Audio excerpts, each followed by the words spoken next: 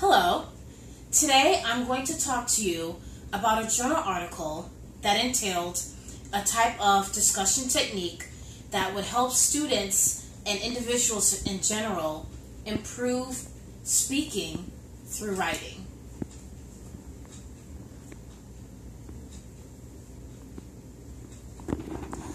In the article called Using Think, Pair, Share for Writing Descriptive Text, the authors Rosnani Sahardin, Kut Salwa Hanum, and Sofyan A. Ghani discovered a discussion method to improve students' ability to write.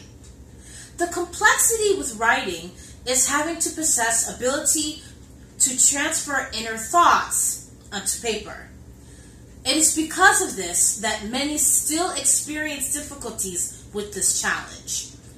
The researchers found that many students face problems such as difficulty finding ideas to write about, lacking vocabulary, they could not organize their ideas properly due to lack of comprehension of the ways to compose a text, the students could not use or choose proper grammar, or they simply just misspelled words.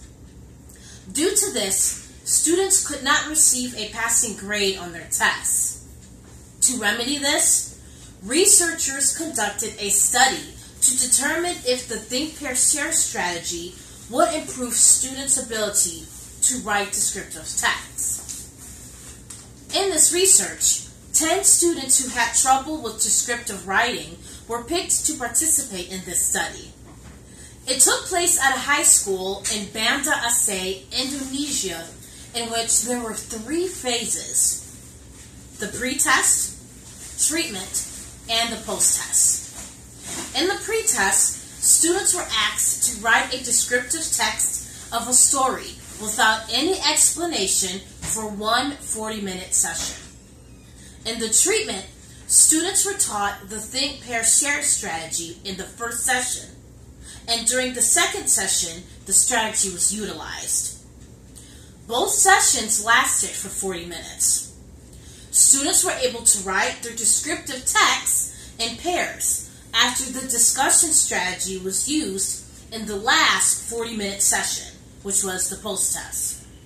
Fortunately, students' scores increased immensely with the use of the Think, Pair, Share strategy. Their scores went from 55 in the pre-test to 80 in the post-test. These results show that students had the sufficient knowledge to describe the text in writing after the implementation of the Think, Pair, Share technique.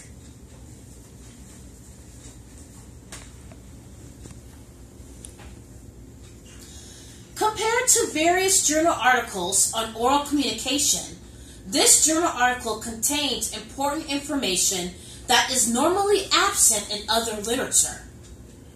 The advantages of the technique that is being described. Not only did this article explain the benefits, but one will find the procedures of the technique, thinking about the question, discussing a response with a partner, and sharing with the rest of the group or class. This makes it convenient for the reader who is looking to learn more about such strategy with an article that provides research-based data. In this case, I was able to read exactly what the Think, Pair, Share strategy method entailed, how it was used, and why it should be done in the classroom. Because of this, I am persuaded to use this in my own classroom one day.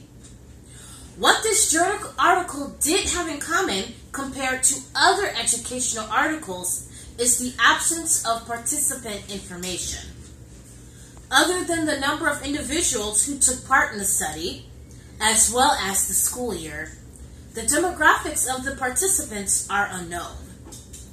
Questions that I pondered were, how many males were in the study? How many females were there? Were these students trying to learn English? What were the ages of these students? Such questions would have provided a better visual for those interested in implementing the discussion method. Also, it would have been beneficial to know the type of text that was read by the students and the questions that were asked with one another. While the scores were provided to prove the improvements seen in the students' writing, it would have been helpful for the reader to view a copy of the actual test administered to the participants in the study. An insightful point the researchers made was that while the Think, Pair, Share strategy is useful for increasing students' vocabulary, organization, and content, the gains for grammar and mechanics were less improving. This is possible due to more effort and practice needed to grasp the concepts. It is needless to say that while the Think, Pair, Share strategy is not the end-all teaching tool, it is one of many that was proven to be of great use to education.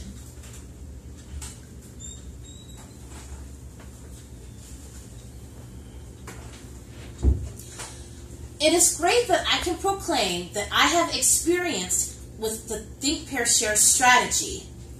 In college, I had a professor who frequently used this method in our class discussions. In fact, she used many ways to get students involved with their class activities.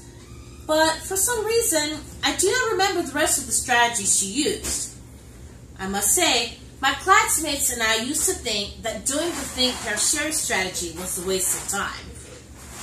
As an introvert in my younger years, I disliked sharing with the rest of the class of my ideas. As I have said before in my previous journal article analyses and responses, there was a time when I felt apprehensive about others listening to my thoughts and opinions.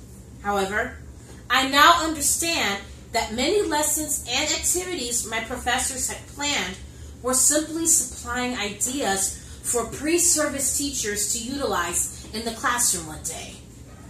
I would be very confident to use this method in my future classroom. A couple of years ago, I was on a long-term assignment for a special education English teacher who was on maternity leave.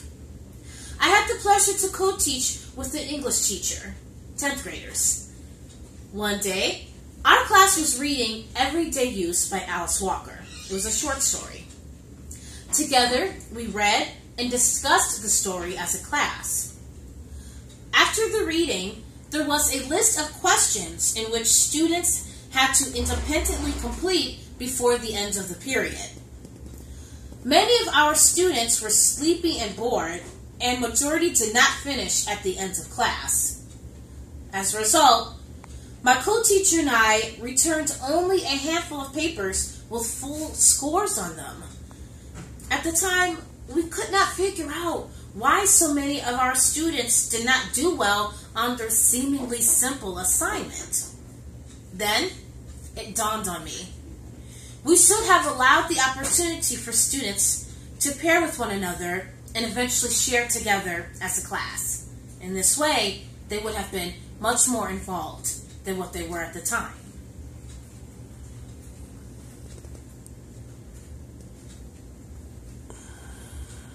So my closing thought is, using the Think, Pair, Share strategy would enhance the lessons as well as keep young learners intrigued and motivated in their learning. I am confident that after watching this video, even you as the viewer would one day try the Think, Pair, Share strategy within your classroom or any home environment of your choosing. Thank you for listening.